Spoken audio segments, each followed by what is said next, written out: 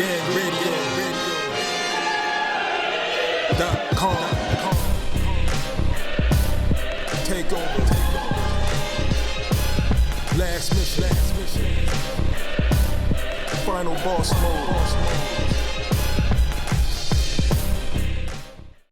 So it's now time to get into our last topic of the night, and I will let P intro it.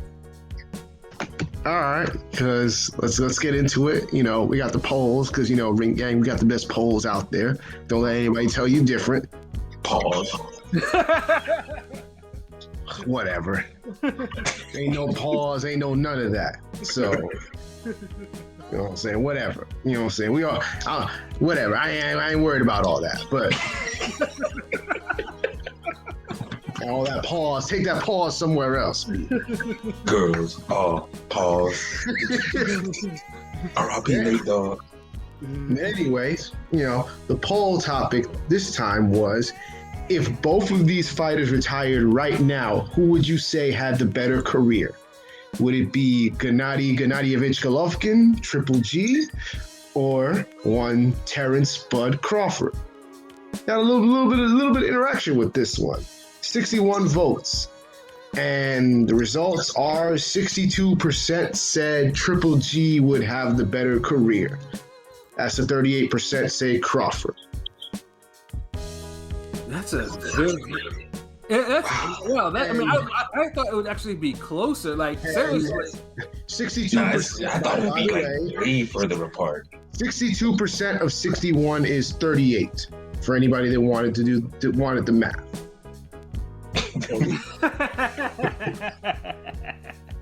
So 38 to 24 or 23. 38 to 23. Not too far apart, but yeah, sizable lead for Golovkin. And it seems like the majority of people are well versed on how to evaluate boxing careers. See, and probably I mean, I like both fighters. I have no. I mean, obviously, you know, I think both of them. You know, like there's very few that have the skill of both of these fighters or whatever. And then, of course, like for both of them, obviously, people like to play the devil's advocate with their careers, saying like, you know, Triple G, oh, he's a bum crusher. Or they both got on around the same time. Both are Hall of Famers, in my opinion. I mean, they'll both go in the Hall of Fame for sure. There's no question about that. But I mean, but then also it's basically what do you? I mean, now Triple G obviously he spent his career at middleweight. He has, I mean, in terms of his champion count, he's knocked off about 4 champions in his career, give or take, in the ring, and drawn with 1. And then, you know, obviously, usually when people see, unfortunately, a lot of Triple G's victories don't get a lot of respect.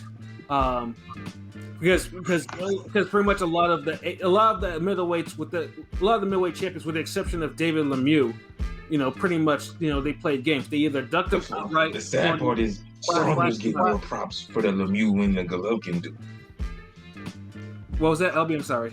I'm sorry, man. I was just gonna say, the sad part about it is Saunders gets more props for his win over Lemieux than Golovkin gets for it. I don't know why. Yeah, I don't either, bro.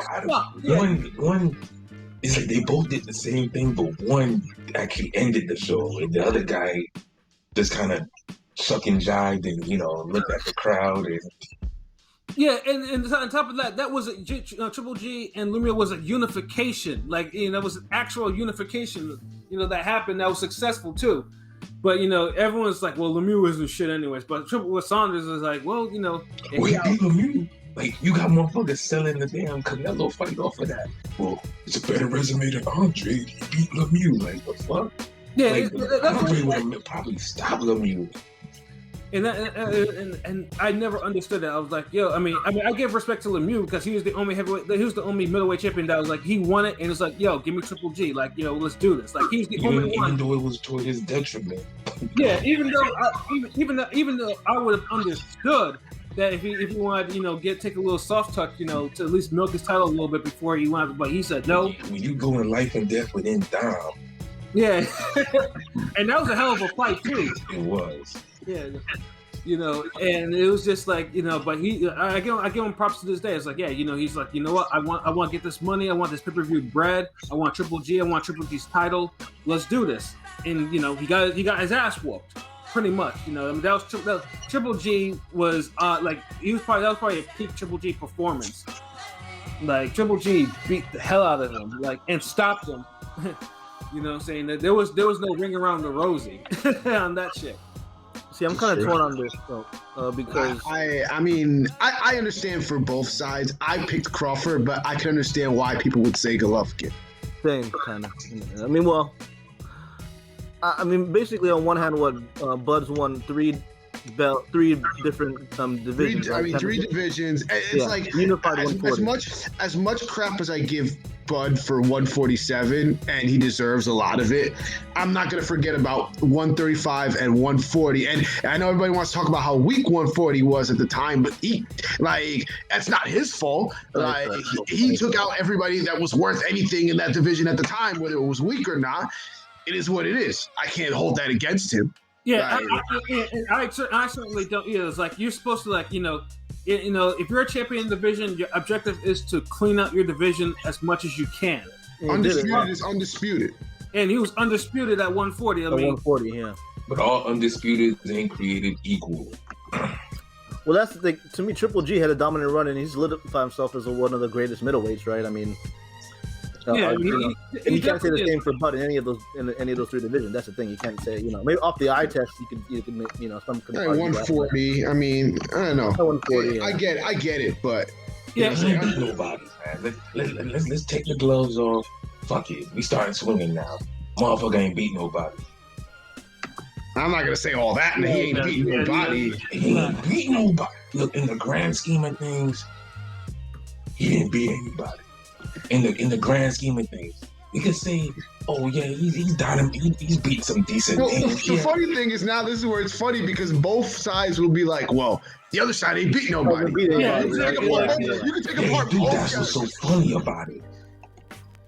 That's absolutely what's so funny about it. But one guy ain't beat nobody in one division. Another guy ain't beat nobody in three divisions. But I mean, I guess that's where it depends on what you say with nobody. Because I wouldn't consider Gamboa a nobody. I wouldn't consider Burns a nobody at 135. I wouldn't consider Beltran a nobody. Then you go to 140. Lightweight Crawford was the best Crawford. As far as resume. And 140, I wouldn't consider Delorme a nobody. He's not whether you want to say he's not a top guy, but Delorme is solid. He's solid. Postal's solid too. I think Postal's solid too. Yeah, Postal's also solid, but you got motherfuckers using platforms out there that say Postal is some type of A-level great fighter. Whoa. I'm not gonna say it too many times. But I probably put more respect on Postal's name than anyone in here. Yeah, and I've said I'm not a fan of Postal like that. But even then, we've seen since then Postal give people more trouble afterwards, and Crawford undressed him, easily, and then everybody else had trouble with him. Yeah, Ramirez should have lost. Crawford was supposed to. Taylor had trouble with him. Taylor had fucking what 12 fights, 14 fights? Ramirez was supposed to do it too, but obviously he didn't. Supposed to doesn't mean you're going to. Honestly, it made Ramirez look bad. I don't see why people could get on Taylor's performance when he won clearly, dropped the guy, made a great fight out of it, and he was damn literally like a fucking prospect type of fucking Felix Verdejo fucks up those type of fights all the time. So I'm being honest. So when people say, well, Josh Taylor struggled with him a little bit. Oh, so we're gonna compare a motherfucker with 14 fights to fucking Terence Crawford and how he dealt with him? That's like getting that. I hate to even say it because I know who somebody gonna say afterwards. That's like saying, it was still a bad motherfucker. That's like getting that Birdo for struggling with Cosime Rivera and Zab dominated dude. Oh boy, don't get Pat started, please. I know, but for some reason that was the name that came in my head, bro. Yeah, because I don't care if that different levels at the time. Berto is the definition of overrated, but this is not about Berto. We will talk about Berto when he actually does retire, and we do a topic on him, and then I can really let loose on Andre Berto. No, I'm just saying the situation. Like, he's like Berto fought that dude at a certain part of his career. He didn't fight him at the point in his career when Zab fought dude. Is what I'm saying.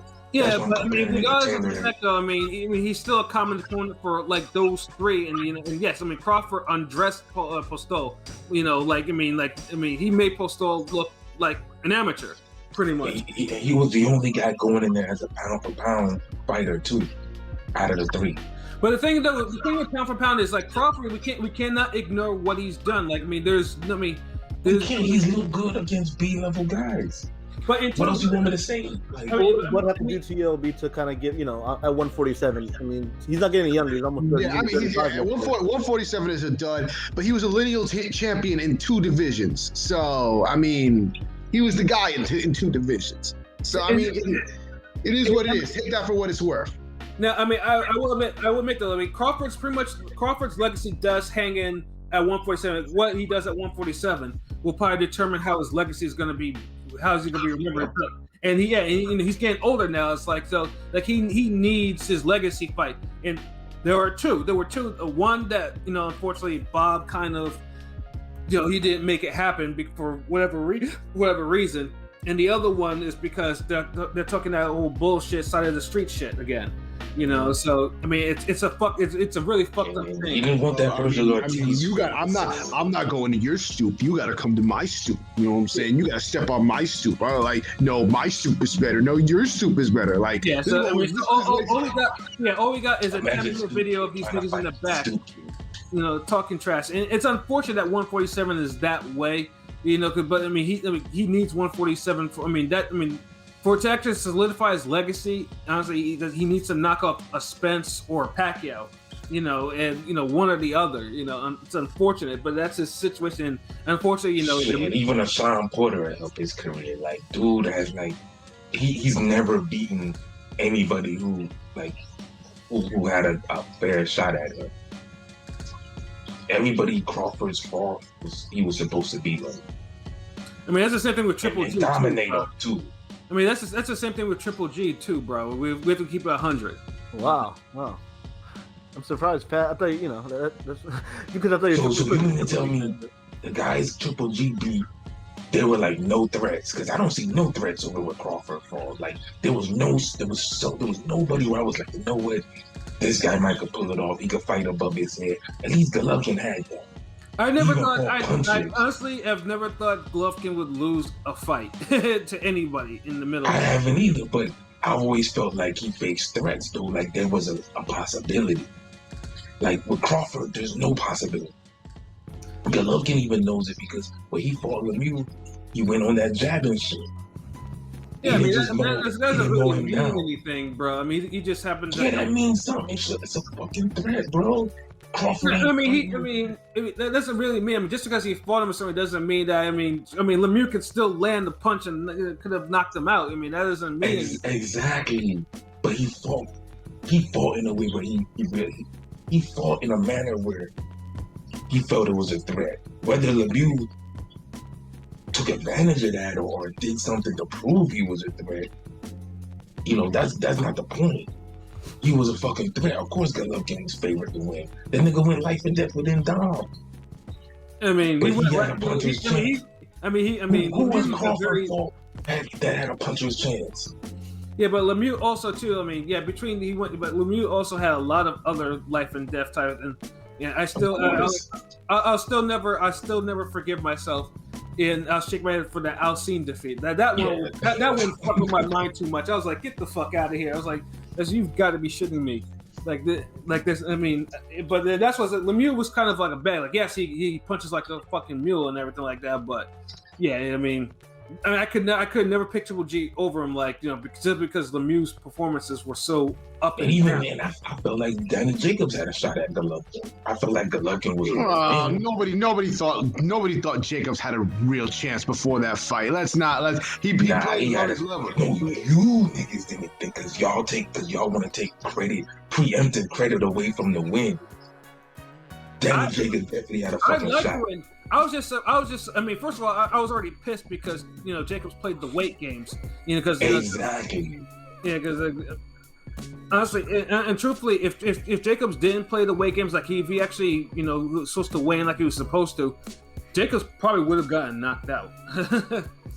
Because that's possible. Yeah, because this nigga's talking about, well, I wanted to be comfortable in the ring and all this other shit. Fight Sergio Mora twice. Yeah, and basically, if I win, then yes, I would be the middleweight champion of the world. Like all these, basically this was his version of semantics, and this nigga was killing me. I was like, his semantics was different. His semantics was, let me look at let me see if somebody else from 160 duck him, and then let a 147 guy step in his place. And the coast is clear. And you know what's funny? And Jacob still fought scary as fuck too. Exactly. But that's the thing. Like, that ain't our fucking fault. He was still a fucking threat. Like, when has Crawford fought someone on Danny Jacobs' level? But we're gonna get that collection for that. Betting wise though, these cats have always been the favorites in their main fights, like for like a good part of their careers. Like, I mean. Dude, Floyd was a favorite over Corrales, but Corrales was still a threat. The odds were close. But I'm keeping it 100. Like, I've never thought either of these guys, like both these guys have both suffered from, yes, I don't think anyone could have actually beaten them. Now, how it played out in the ring might have been different. I mean, Derevyanchenko, I thought it would have been knocked out. Said he gives Triple G the hardest fight of his career. It happens, I didn't see Gamboa making him do the stanky leg, or I didn't see Mean Machine, giving him, knocking him down or anything like that. Bitch. Yeah, shit like that. It happens. But I'm talking about straight up like before the fights. It's like if I actually thought these two had a way. If their opponents would actually beat them, I probably would have said it. But I was like, you know what? Triple G would win, or Crawford will win. They had different auras, man. Nobody came in. Nobody was ducking Crawford and denying him a shot. His promoter was just trash. It's Bob, Bob for you. Yeah, I think it was actually legit. Well, Bob denied him the Pacquiao fight because this is how we got Jeff Horn as a fucking welterweight champion. Yeah. Yeah, because Bob do so much underhanded shit, man. Like his shit is so like the whole we're gonna give Crawford a belt, the whole WBO sweepstakes shit he be running along with. Yeah, because Bob didn't want Pacquiao to leave with the WBO belt. So, unless Pacquiao knocked out Horn, because Horn, who has a ridiculous ability to take some punishment in that sense lesson, he was basically gonna get the decision. How long has Bob been that way? Where basically he has one fighter in a division that is like a big shark against little fishes? Because it seems like, I don't know, for years he does that. He always do that. He does that. And then, like, of course, he's gonna pull up the winner of, Taylor Ramirez, and just move somebody up from 140. You know what I mean? To fight Bud next, and then he doesn't 135 sometimes and shit. I don't know.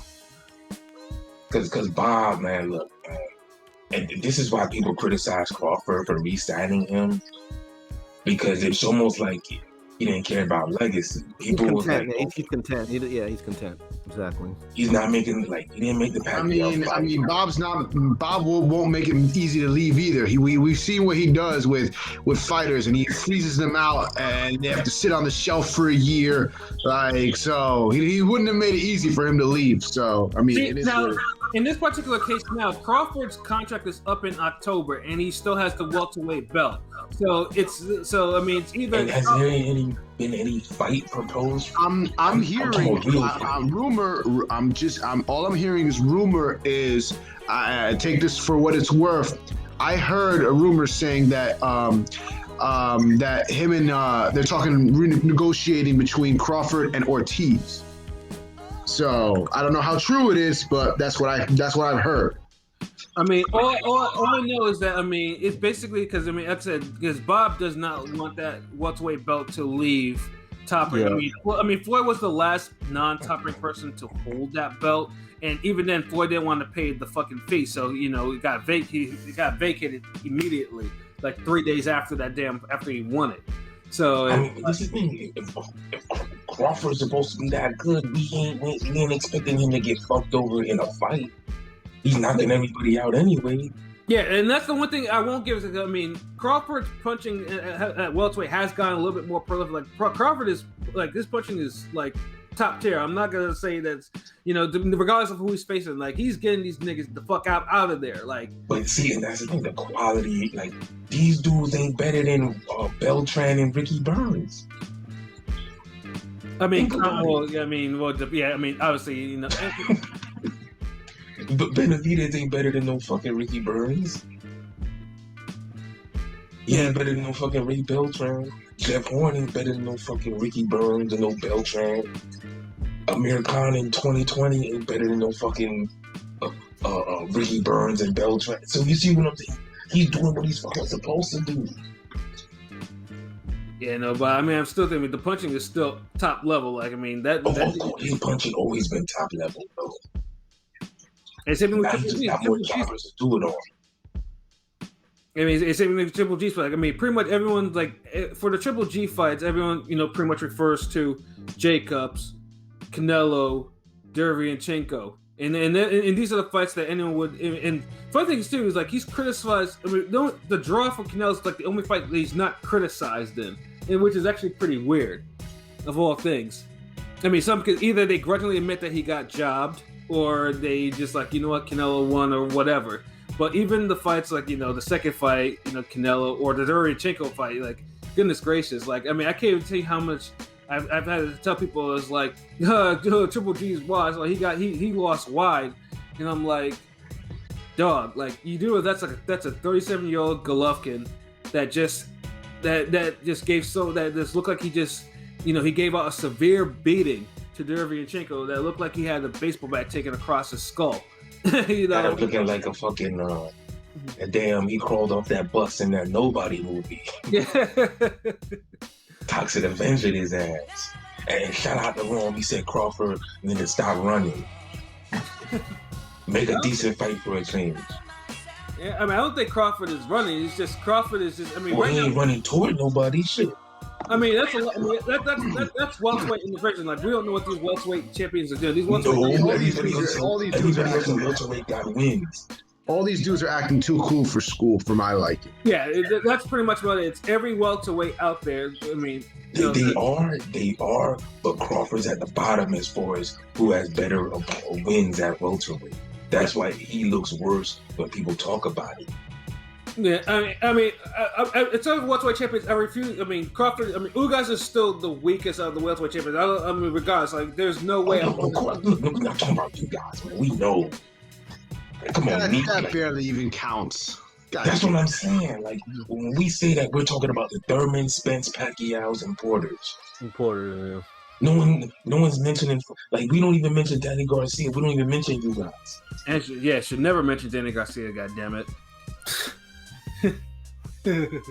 He said that nigga running towards retirement.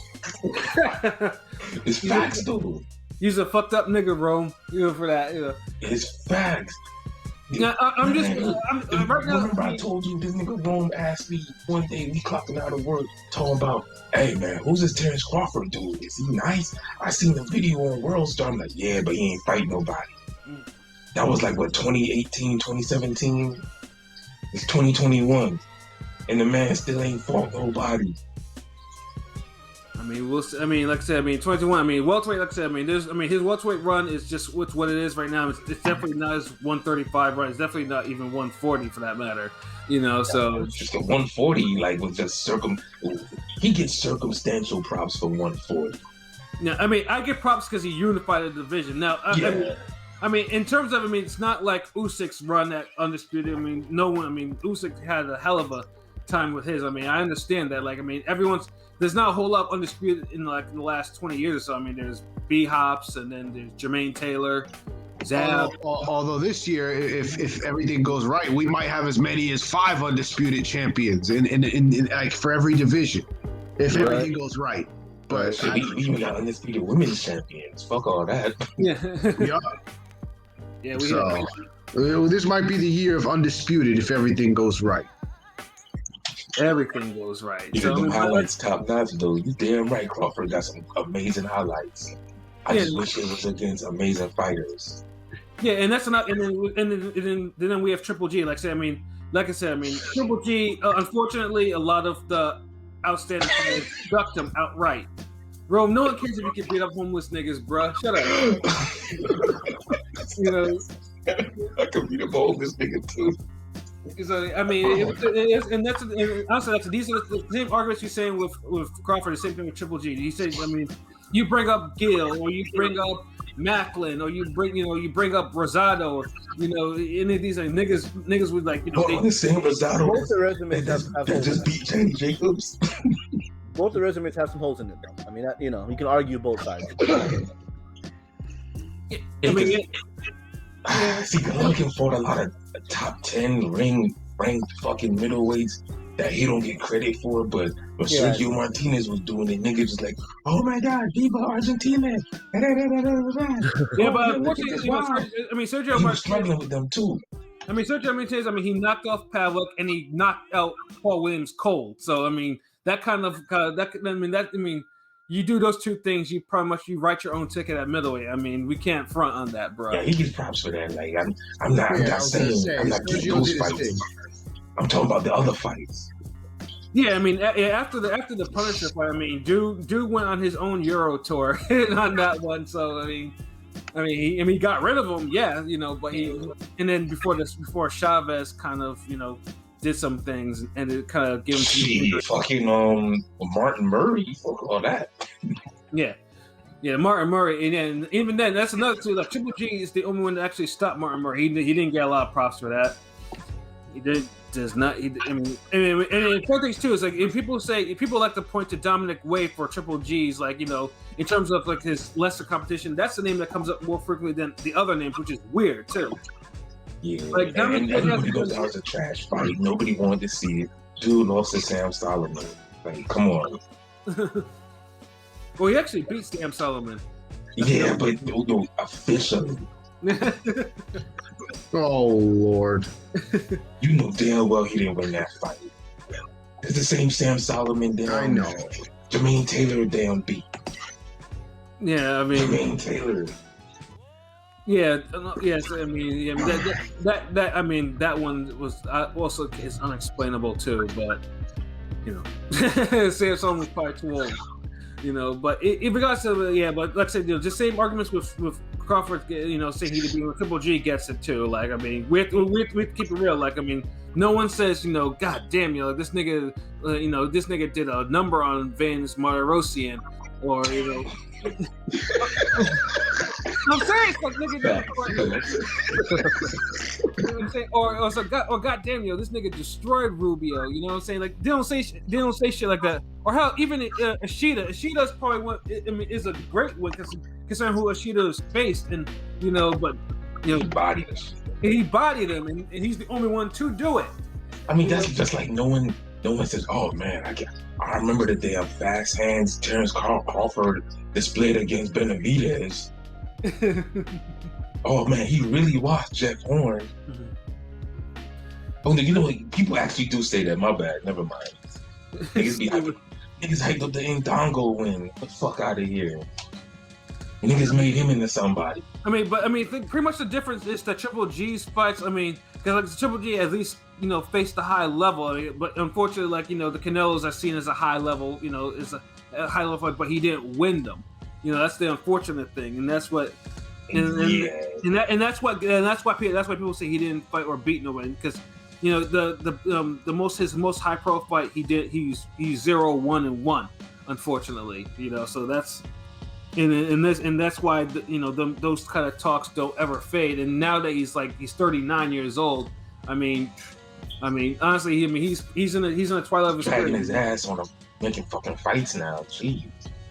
Yeah, unfortunately, obviously he's either gonna wait for a Canelo fight, which is, he may as well be sitting in a room with Andre. unless Canelo actually wants to try to put him away once and for all, and that might actually be the first time I might actually think that Canelo would beat him this time depending on how old the older he gets. And it's unfortunate, and that's unfortunate. That's what his legacy might turn out to be.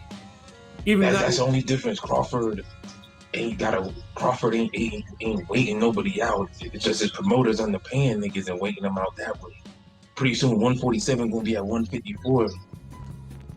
Yeah, and like so. Crawford gonna be left with these damn Ortizes and Boots and all these other motherfuckers coming up hungry. Yeah.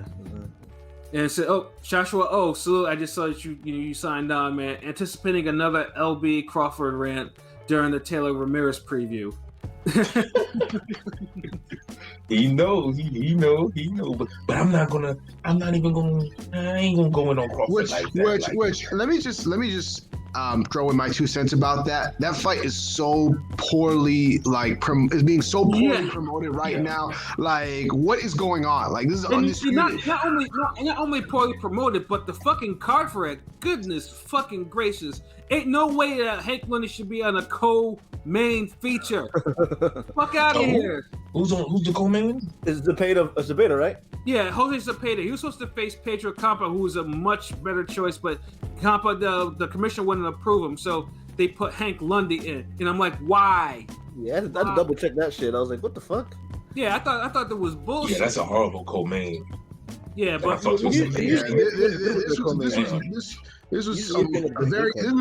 we've anticipated this unification, this undisputed fight for over a year, and this is what we're getting. This is the promotion we're getting for it. Yeah, but we'll get into that preview on Sunday. You know, since it's next week though. But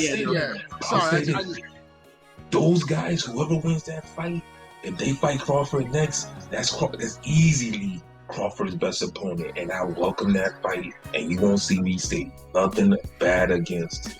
Mm-hmm. That's a real fucking fight.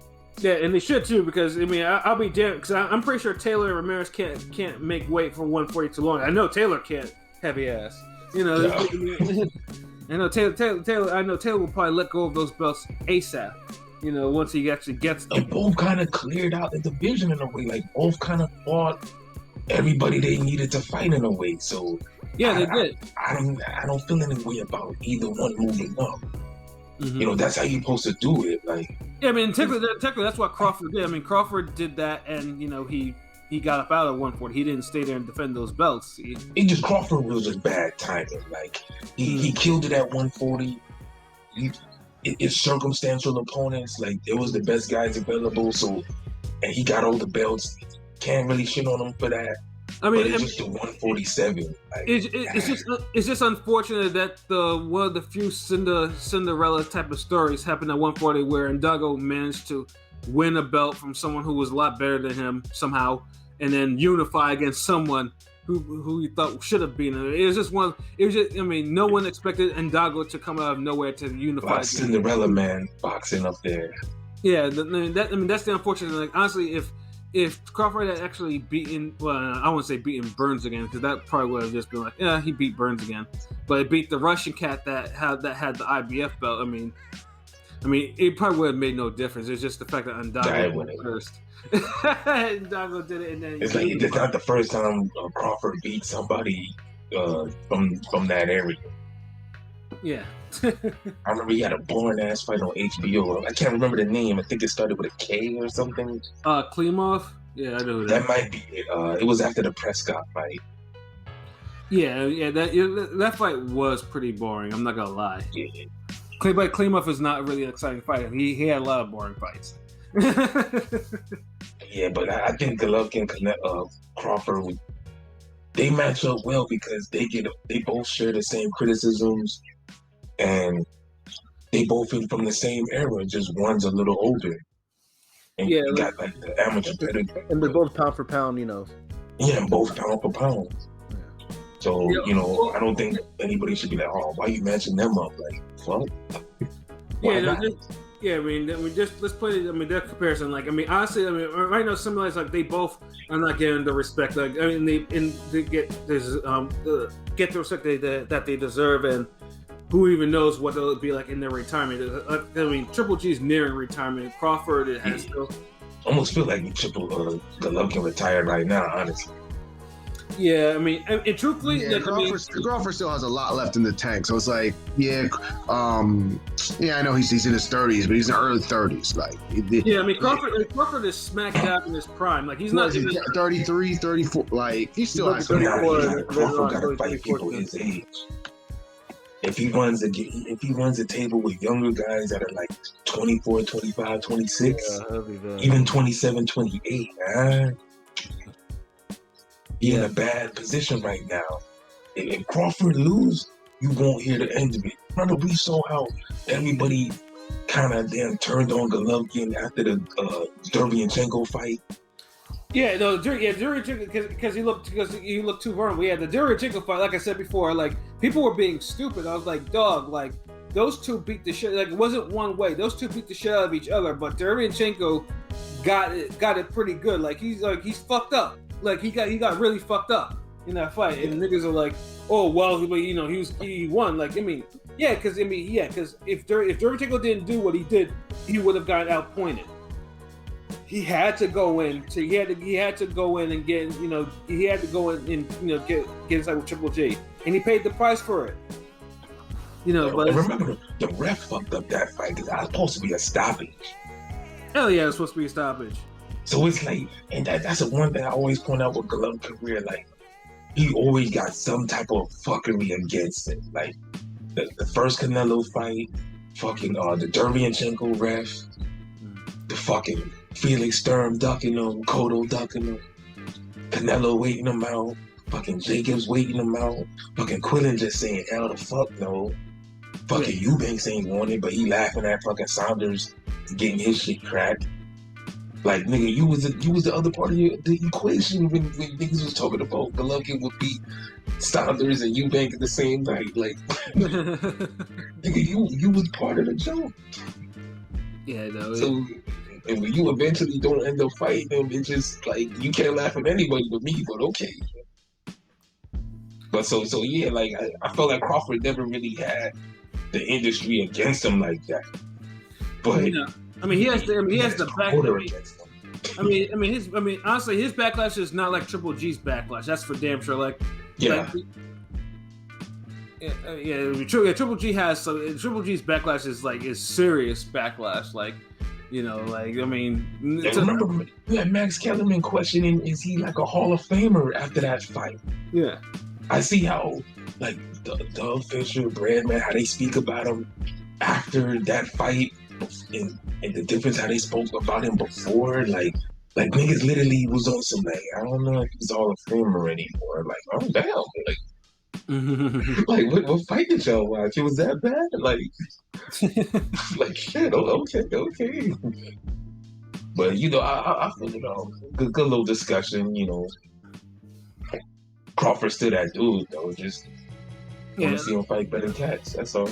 Yeah, and like I said, Crawford still has time to at least to get his legacy in order. But it's ticking. Yeah, it's ticking, but he has more time to. I think whereas Triple G, I think you know what? I have 3 more fights left on this DAZN contract, and I have equity in this company as well. So like I'm getting broke off. So I mean outside of fuck me over. I'm gonna get in the bag now. I don't care who I fight anymore. Yeah, I get it. Yeah, and it's unfortunate. I mean, that's unfortunate. But like I say, after all that, Triple G gave a lot to boxing. I mean, he had a late start in this shit too. He had a late start in the pros. To do what he did. I mean, most people will not remember, what he was in his prime. He wasn't an overrated kicker. So, like, dude was a legit boxing. Like, he had everything about him was high level.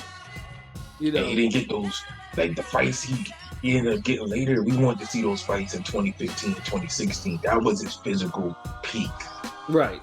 That was the apex. That was the prime Golovkin. Like anything after is like you're getting. Prime is in the slide. Like I don't feel like Crawford's at his peak anymore. I feel like he's on that slide of his prime. Like, well, he's still in his prime, but I don't think it's not pronounced yet because we have to see some. Like he's still in his prime. He's just not at his peak anymore. And if he depend on certain fighters he fight, you'll see it more. But you're not gonna tell right now. Oh yeah. fucking Mean Machine shouldn't be dropping a Pete Crawford. So I don't think that was Pete Crawford. Yeah, I mean, you are definitely right about that. I mean, that should Prime Crawford, yeah, but peak, nah. I felt like 140 and maybe the Jeff Horn was like Pete Crawford. Yeah, Horn. Yeah, I mean, good lord, that he beat the shit out of Horn. Like that was. Like, yeah, I mean, that was I mean, that was a hell of a beatdown. Like that was a hell of an introduction to at least to win the welterweight belt. But yeah, but after that, like a stolen kangaroo or some shit. Damn, he made wallaby slippers out of his ass. But yeah, no, I mean, like I said, I mean, yeah, Crawford has some time left, but I mean, the clock is ticking. Whereas Triple G's, unfortunately, like I said, I mean, he's 39. Like, I mean, middleweights and 39. I mean, depending. I mean, luckily, middleweight doesn't seem to have a second tier of middleweights that are coming up, unless we're talking about PBC 154 pounders going to 160. Really, Nope. Yeah. They got enough problems at 154 without Mel breathing down their throat. Yeah. You got look, man. 154 just got so much work on that table that I don't think anybody should move up, and that's including Castano and Mel. Yeah. Although to me, if they moved up in another year or two, I wouldn't say nothing. But they're like the only ones I could really see. Like Mel cleaned out his division. He's been fighting contenders the whole fucking time he was at 154. Oh yeah, like his resume is underrated. Yeah, very much so. So yeah, man. I feel like we touched on this. We kind of spit that real shit. Yeah, definitely, But all I gotta say is, for both fighters, man, appreciate them, man, while they're actually still here. Because like I said, I mean, it ain't like there's a lot of high level talent like in those divisions, coming that way like anytime soon. You know what I mean? So like, you gotta appreciate. 147 doesn't have like that surge like that. 140 does, but 147 doesn't, and 160 doesn't. Yeah, 160 definitely doesn't have shit going for it. Like you see the fights Jamal Charlo getting. I'm saying it definitely doesn't have it. Oh yeah, no, yeah. So yeah, I'm done with these niggas. Shout outs to both. They Hall of Famers. You can't deny that. The big part their resumes, but they're pound for pound boxing, level boxers. So, absolutely. We be critical, but we don't be good shit. Yeah. Although it might sound like I do sometimes, but it's tough love. I mean, hell, Joshua O, it was anticipating another LB rant, LB Crawford rant. So you got that rep for that already.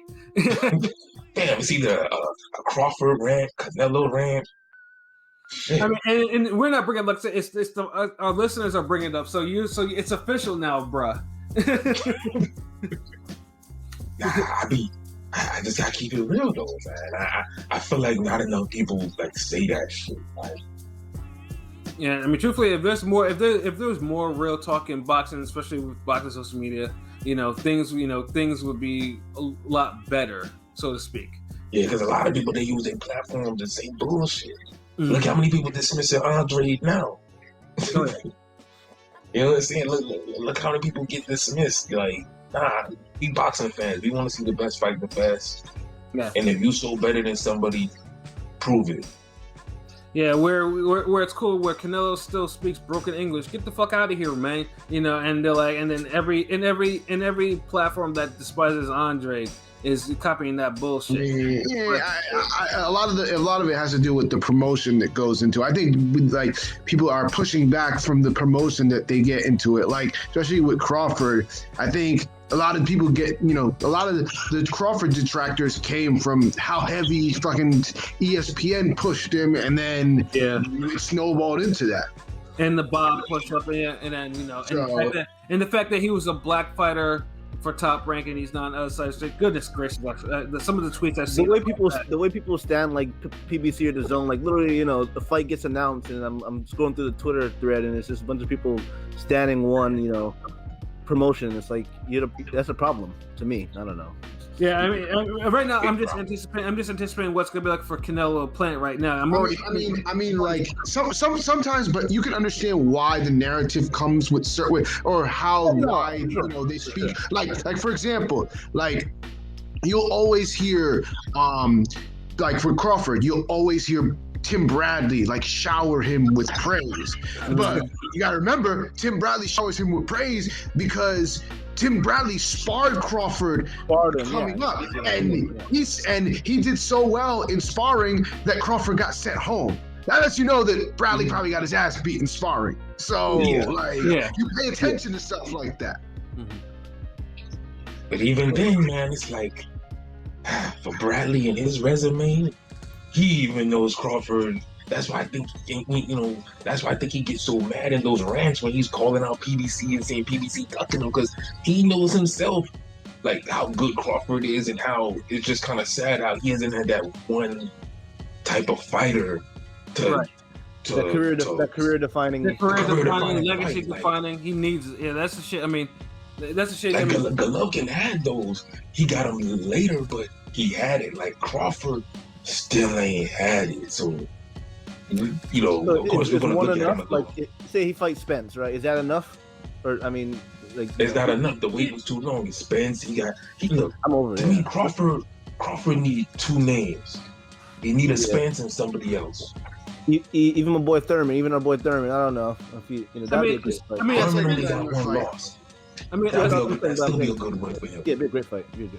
I mean, a Spence Pacquiao fight would solidify his legacy if he got wins over them. Would do his legacy some good, And that's the thing. If he don't, he's gonna. If he beats a Virgil Ortiz or a Boots, then he gets hella credit for that because you beat the next generation of top level fighters. So yeah, but basically I know too. I mean, this might be just another B-Hop situation where B-Hop didn't get his legacy win until late in his middleweight reign, and this is when Crawford going to stay around that long.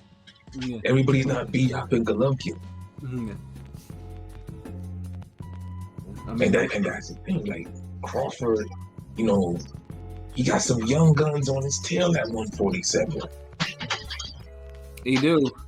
So that's why I say he got to be matched perfectly from it out, because I don't think Crawford could suffer a loss at this point. Yeah, I mean, a Crawford loss would be... just look that totally different. Yeah, I mean, if a Crawford loss will just be, it'll be a nightmare for him. It'll be a huge nightmare. If he, especially if it's not a high level loss. Exactly. That's what I'm saying. Like, that's why I always mention the Golovkin part, because we already saw the story play out. So imagine a guy who's undefeated and he has all that, reputation in 3 divisions, and he finally loses, and it's an underwhelming loss, or he just loses to the first good person and it's clear. Mm-hmm. Yeah. You might have people damn ready to say, I don't know, I don't think he's Hall of Fame anymore. Yeah, no, and unfortunately, boxing is like, what have you done for me lately type of sport, and it really shouldn't be, but yeah, I mean, unfortunately, that's how it plays out sometimes. It's really annoying too. I mean, it is, but it isn't. But I mean, it is kind of like the "what have you done for me lately" kind of gets taken too far to the point where, well, you were good in that, and you were great in one fight, and then the next fight you're washed up. It's like, what? Like Mosley, I always remember Mosley going from, like, people went from Mosley was great when he beat Margarito, and then after that he fought Floyd, and he's washed up. Like, what? Like, nah, the people who were saying that, it was more the layoff. A guy like Mosley at that age, everybody wanted to see him in sooner. The whole Berto shit happened. So he had the layoff. But now that's a top Floyd win. But I feel you. Mm-hmm. Oh man, but yeah, I think we touched upon. So let me just let's wrap it up. P, do you have any final thoughts? I mean, you know what it is. Ring Gang Radio all day. You know what I'm saying? You know where to find us, ringgangradio.com. Find us on Twitter, Instagram, YouTube, Facebook. You already know what it is. Uppercut season out. So please go listen to that. Go mess with us with there. You know what I'm saying? We uppercuts. Ain't no season like uppercut season. Yes, sir. You know what I'm saying? If you still ain't listening to Return of the Sample Kings, then you really sleeping. So go do that too. Absolutely. That's what it is. Hey, yo, Pilot, you have any final thoughts? Yeah. King P said it all, really. Ring Gang Radio, Twitter, YouTube, Facebook, Instagram. No TikTok. Fuck TikTok. ringgangradio.com. Shit. You know what it is. Return of the Sample Kings, dope ass album. Check that out with the uppercut season video on YouTube. And hopefully the Showtime card is good. We already touched on it, but hopefully it delivers some fades and we get a fight a year. Yeah, so that fight is not that card is not getting marketed as it should be either, which is weird because Showtime, you actually the cards the fights they're making are dope, but they're not getting marketed. It's so fucking stupid. Because you know what it is? Yeah, the Canelo shit. You can't put excellent cards after a marquee event. Yeah, exactly. Everybody's still with the Canelo fatigue, and then the Andre fucker. But after that, then we got the Ramirez Taylor, which I'm sure we'll be reviewing soon. I mean, previewing soon. So yeah, can't wait. Let's get it. Mm-hmm. That's what it is. LB, final thoughts? Oh man, I'm just like Pilot, nigga. I can't wait for these fucking these good ass fights coming up, man. The PBC card, that shit gonna go hard this weekend, and Taylor Ramirez, that's gonna be epic. I'm a Josh Taylor fan, so I predict him to bring back UK boxing. Yes, so looking forward to that because they've been out of the picture for a good minute. Is a Brit finally going to beat a Mexican? Yeah, that's what we're looking for. That's what we're hoping for. We'll see. Someone got to do it. It took them a while to beat a Russian, so we got to work in stages. But shout out to the rest of the gang.